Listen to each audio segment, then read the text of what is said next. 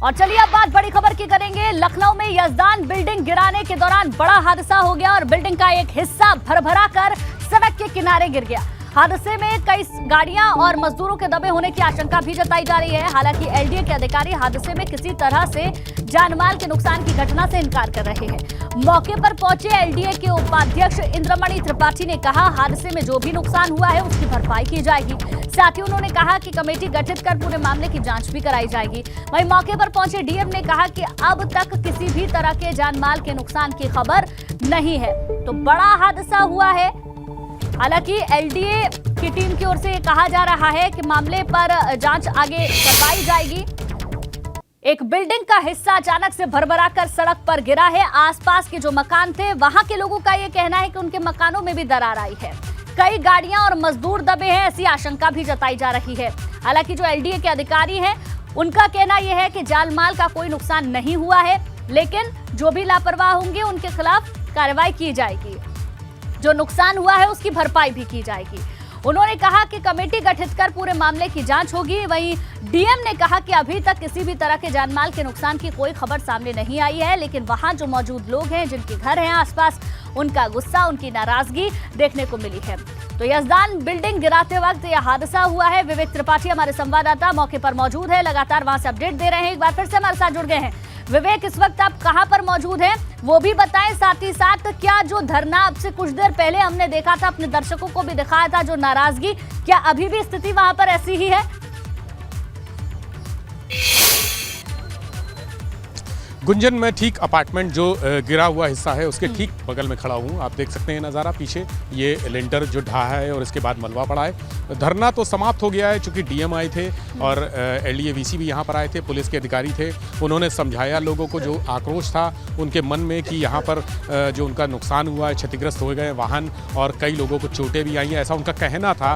तो उनको समझाया गया और ये कहा गया कि जो क्षति हुई है उसका मुआवजा दिया जाएगा। जिनके भी वाहन टूटे हैं या कोई नुकसान हुआ है उस तरह का सभी तरह का मुआवजा दिया जाएगा। लेकिन कुछ लोग फिर भी यहाँ इकट्ठा हैं, जुटे हुए हैं और उनका कहना है कि कुछ जो घर हैं वो चिटक गए हैं, कुछ टूट गए हैं, कुछ क्षतिग्रस्त हुए हैं जो मलबे से।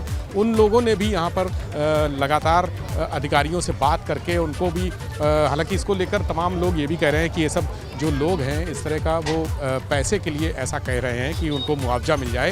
तो डीएम ने एक जांच के लिए अधिकारियों को निर्देशित कर दिया है। ये कह दिया है कि जो भी क्षति हुई है, अगर किसी का घर भी चिटका है, टूटा है या कुछ क्षति हुई है, जैसे किसी की दुकान है उसमें अगर कोई टूट फूट हुई है तो उसको मुआवजा दिया जाएगा। और इस बीच 3 सदस्यों की एक कमेटी एलडीए वीसी ने बना दी है और उन्होंने कहा है कि पूरे इस प्रकरण में जो भी लापरवाही अगर है, किसी की कोई दोषी है तो उसकी जाँच की जाएगी। चूँकि ये अपार्टमेंट जो गिर रहा है उसको गिराने का टेंडर मुंबई की कंपनी को दिया गया था, मुंबई की कंपनी गिरा रही है। फैसला ये भी किया गया है कि अब यानी आगे जो भविष्य में तोड़फोड़ होगी, इस हिस्से को तोड़ दिया गया है। जो 2 हिस्से, 2 टावर वो खड़े हुए हैं, उसमें जो तोड़फोड़ होगी वो मैनुअली होगी, यानी उनको लेबर जो मजदूर हैं उनके द्वारा तोड़ा जाएगा। और सबसे पहले ऊपर से तोड़फोड़ की कार्रवाई शुरू की जाएगी, उसके बाद नीचे धीरे धीरे नीचे आएंगे। और उसके पहले यानी अब तोड़फोड़ तब तक नहीं होगी जब तक ये मलबा नहीं हट जाता है। ये जो सैकड़ों टन का मलबा यहाँ पड़ा हुआ है इसको पहले हटाया जाएगा।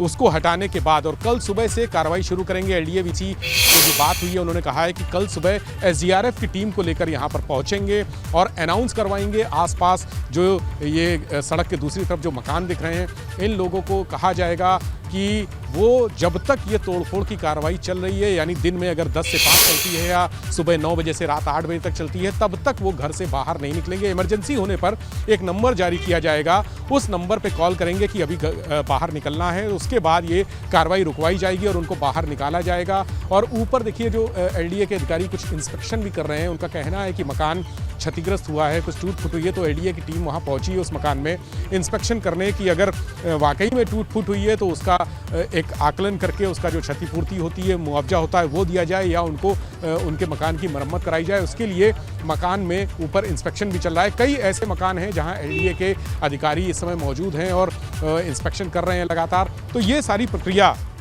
जो भी हुई है, आज जो घटना हुई है उस घटना के बाद इस पूरे इलाके को सेंसिटाइज कर दिया गया है पूरी तरह से, यहाँ पर संवेदनशील बनाते हुए, और एक तरह का अघोषित कर्फ्यू जो है वो तोड़ फोड़ के दौरान, ध्वस्तीकरण के दौरान अघोषित कर्फ्यू लगा रहेगा यहाँ पर कि कोई भी घर से बाहर ना निकले जिससे किसी को चोट ना पहुँचे। आसपास जो वाहन खड़े होंगे उनको भी हटा दिया जाएगा तोड़ फोड़ के दौरान, ध्वस्तीकरण के दौरान, ताकि कोई वाहन क्षतिग्रस्त ना हो, कोई भी ऐसी स्थिति ना हो, अप्रिय स्थिति पैदा ना हो जिससे कानून व्यवस्था को दिक्कत हो और एलडीए के जो तोड़फोड़ का, ध्वस्तीकरण का काम है उसको नुकसान पहुंचे। फोर्स भी यहां पर बढ़ाई जाएगी और फोर्स के साथ ही देखिए पुलिस अधिकारी आ चुके हैं। डीसीपी सेंट्रल अपर्णा जी यहां पर आ चुकी हैं, वो निरीक्षण कर रही हैं। मैम, यहां पर क्या लॉ एंड ऑर्डर से संबंधित कोई सिचुएशन? देखिए, यहाँ पे ये एक बिल्डिंग थी जिसको गिराया जा रहा था और हमारी जितनी भी टीम्स हैं यहाँ पर मौजूद हैं। अभी किसी के हताहत होने की सूचना नहीं है। बाकी हम लोग सभी चीज़ों को चेक भी कर रहे हैं, हमारी सभी टीम्स इसको चेक कर रही हैं। साहब कह रहे हैं कि कल से यहाँ पर अघोषित कर्फ्यू रहेगा जब तक तोड़फोड़ चलेगी, यानी 10 से 5 अगर चलती है तो उस दौरान क्या फोर्स बढ़ाई जाएगी? देखिए, हम लोगों के लिए सबसे इम्पॉर्टेंट है कि जो आसपास के लोग हैं और जो हमारा सरकारी कार्य वो तो हो ही रहा है, आसपास के लोग हैं वो भी सभी लोग सेफ रहें, तो उसके लिए जो भी प्रबंध होगा हम लोग आवश्यक प्रबंध उसमें करेंगे।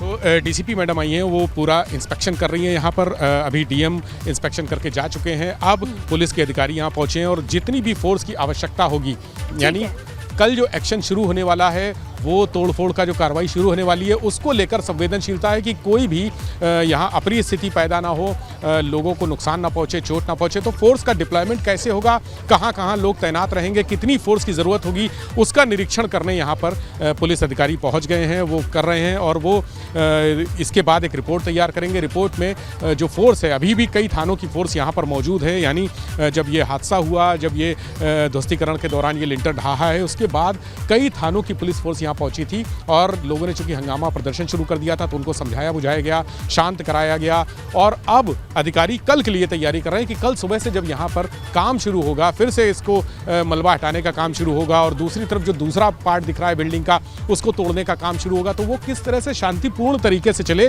उसका एक प्लान चॉकआउट किया जा रहा है, प्लान बनाया जा रहा है। सारे अधिकारी, चाहे वो जिला प्रशासन के हों, पुलिस के हों या फिर एलडीए के हों, तमाम अधिकारी यहाँ पर आ गए, निरीक्षण कर लिया है और लोग अभी भी देखिए बाहर कुछ लोग यहाँ बहस भी कर रहे हैं, हंगामा कर रहे हैं। क्या है, मैं कोशिश करता हूँ देखने की क्या हुआ है भाई साहब। सर देखिए, चटके मकान, गाड़ी टूटी है, साहब कह रहे हैं कि क्या बोलते हैं ये पहले से टूटा, तो भाई क्यों जांच करा रहे हो, क्यों जांच कर रहे हो?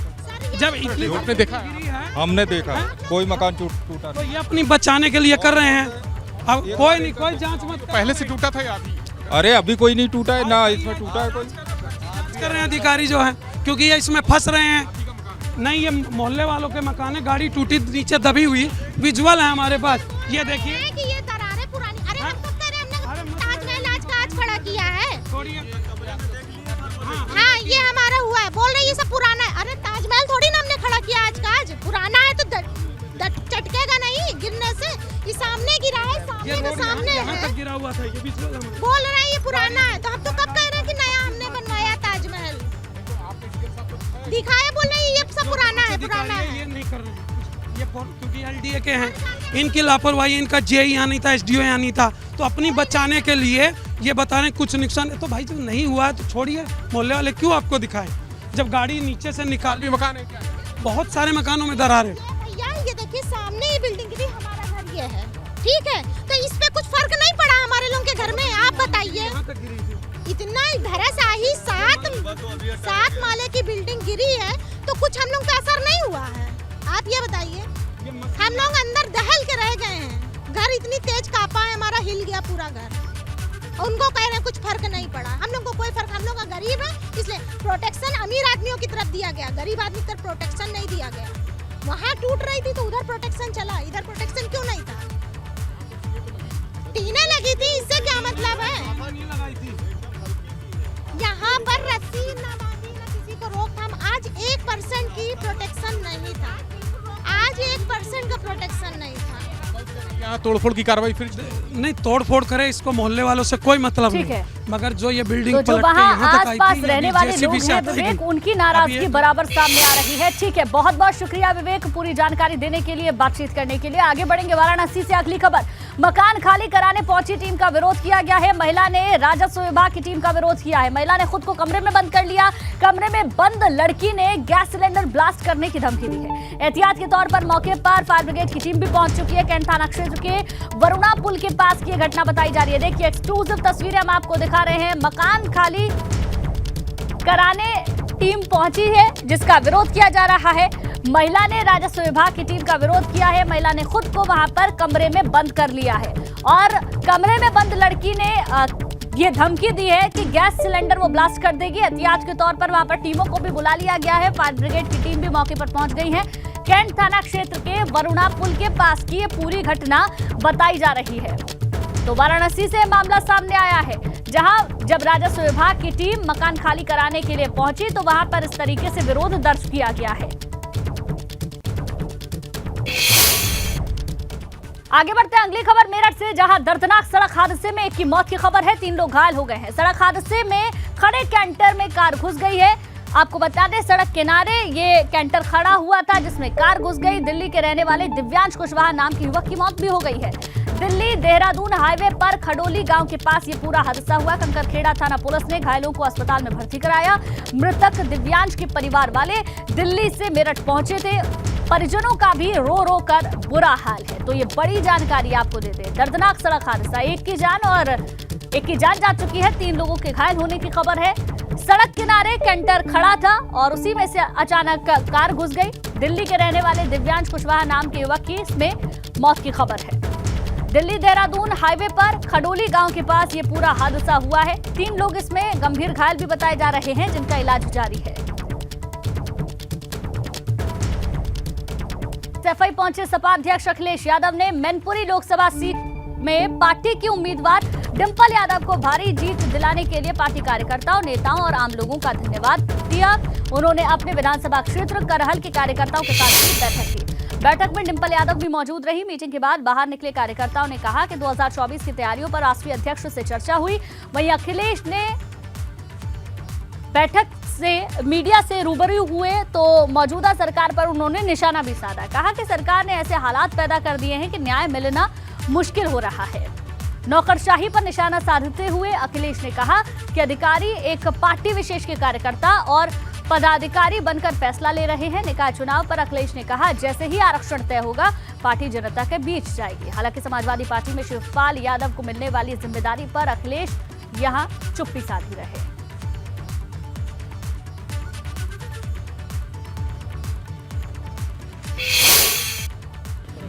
निकाय चुनाव जैसे ही आरक्षण तय होगा समाजवादी पार्टी पूरी तैयार है, जनता के बीच जाएगी। क्योंकि कूड़े की समस्या, नाली की समस्या और जिस तरीके से जीएसटी से व्यापारियों को परेशान करने के लिए एकदम जीएसटी की टीमें निकल पड़ी। व्यापारी लोगों को मैं सावधान करना चाहता हूँ, ये केवल चुनाव के लिए इन्होंने छापे रोके हैं। चुनाव के बाद आप देखना सबसे ज़्यादा छापे व्यापारियों पे पड़ने जा रहे हैं। बढ़ चढ़ के समाजवादी पार्टी के लिए कार्य किए हैं, उसके लिए हम लोगों का आभार व्यक्त किया है और आगे 2024 के लिए तैयार रहने के लिए कह दिया। जो कमी रह गई है और अब की 5 लाख से ये लोकसभा जिताएंगे। आगे के लिए तैयार रहने को कहा है, सतर्कता से काम करना है और बढ़ चढ़ के वोट डलवाने हैं। कोई नेता नहीं होगा, 1.5 घंटे से अकेले फोटो खिंचवा रहे अखिलेश भैया। 1.5 घंटे से लगा 1.5 घंटे से कोई Z+ वाले जैसे नहीं मिल सकता जैसे अखिलेश भैया से लोग मिलते हैं। 2024 के लिए तैयार रहें और अब की बार जो भाजपा को बिल्कुल भारत देश से सुपड़ा साफ करना है। अरे क्यों नहीं लगाएंगे, हम नेताजी की लगा, अखिलेश जी की लगा। छोटे नेताजी हैं हमारे, वो तो छोटे नेताजी आप, हम छोटे नेता, अब उनको हम नए छोटे नेताजी हैं। ठीक है, वो बड़े हमारे बाबूजी थे, वो छोटे नेताजी हैं। बिल्कुल छोटे नेताजी, बिल्कुल छोटे नेताजी, बिल्कुल। तो अब आम चलन में ये शब्द आने वाला है, बिल्कुल आ चुका है। जब भी देखेंगे अरे छोटे नेताजी आ गए।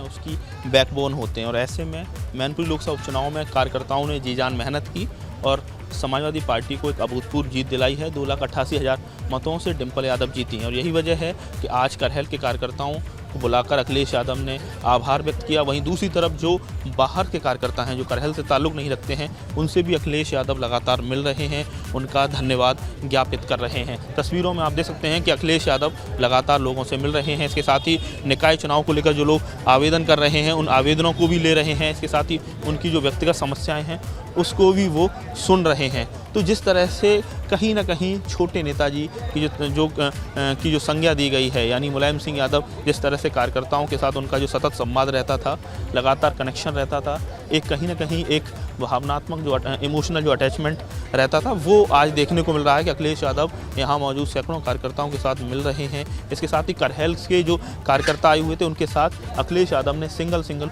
फोटोग्राफ भी खिंचवाया है, ताकि फोटोग्राफ के जरिए कहीं ना कहीं एक कार्यकर्ता और एक नेता के बीच जो इमोशनल अटैचमेंट रहता है वो उसको सोशल मीडिया पे शेयर करता है, लोगों के साथ उस फोटोग्राफ का जिक्र करता है।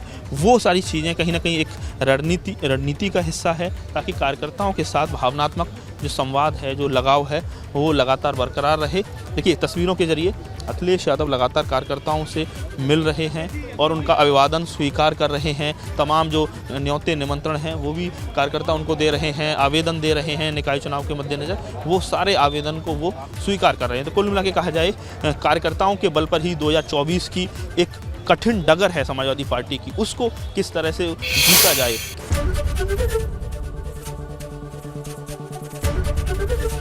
एबीपी गंगा, खबर आपकी, जुबान आपकी।